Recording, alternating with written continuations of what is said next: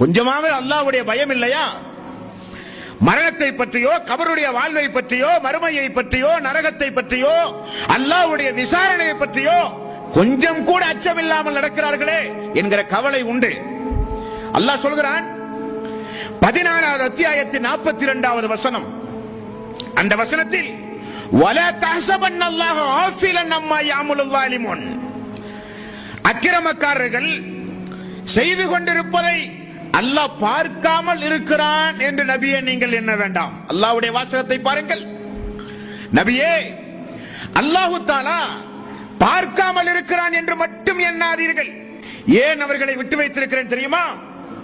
கண்கள் எல்லாம் நிலைகுத்தி நிற்குமே, எதையும் பார்க்காமல் ஒரு அதிர்ச்சியில் அந்த நாளுக்காக வேண்டி அவர்களை நான் வைத்திருக்கிறேன். நபியே, நான் எல்லாம் பார்த்து கொண்டுதான் இருக்கிறேன்.